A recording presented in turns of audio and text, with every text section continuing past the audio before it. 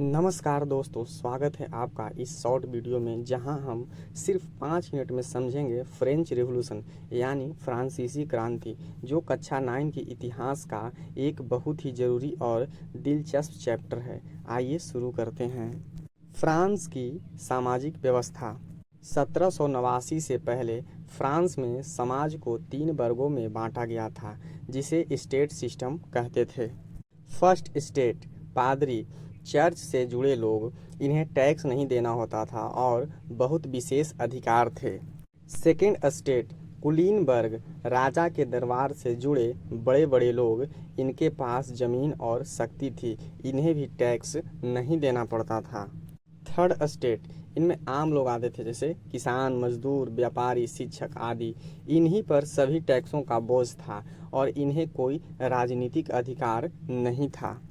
आइए अब बात करते हैं फ्रांसीसी क्रांति के मुख्य कारणों की। आर्थिक संकट। फ्रांस भारी कर्ज में डूबा हुआ था।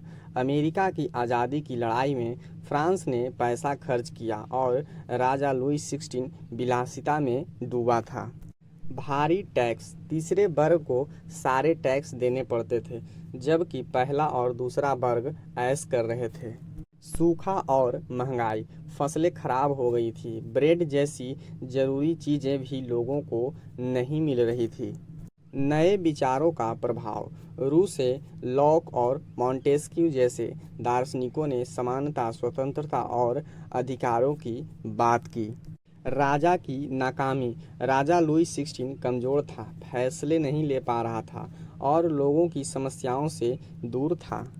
क्रांति की शुरुआत। 1789 में जब आर्थिक हालात बिगड़ते गए तो राजा ने स्टेट जनरल की मीटिंग बुलाई, लेकिन तीसरे वर्ग के लोगों को बराबरी का हक नहीं मिला। तीसरे वर्ग ने खुद को नेशनल असेंबली घोषित किया और संविधान की मांग की। 14 जुलाई 1789 को जनता ने बेस्टाइल पर हमला किया। यह जेल अन्याय का प्रतीक था। इस घटना को फ्रेंच क्रांति की शुरुआत माना जाता है। क्रांति की प्रमुख घटनाएं। 1791 नया संविधान बना, जिससे राजा की शक्ति सीमित हो गई। 1792 में फ्रांस रिपब्लिक बना और राजशाही खत्म हो गई।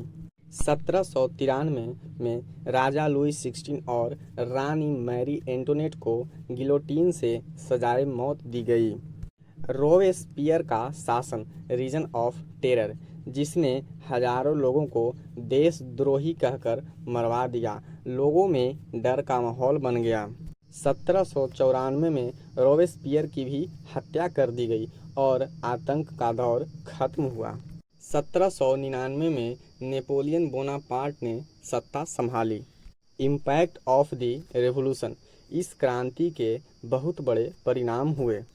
राजशाही की समाप्ति, लोकतंत्र और गणराज्य की शुरुआत।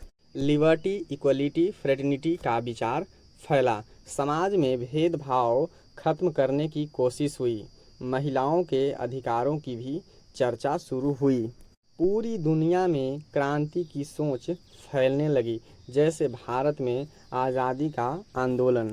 फ्रांसीसी क्रांति सिर्फ फ्रांस की नहीं थी, ये एक विचार था जिसने दुनिया भर के लोगों को अधिकारों के लिए लड़ना सिखाया। ये इतिहास की सबसे बड़ी क्रांतियों में गिनी जाती है।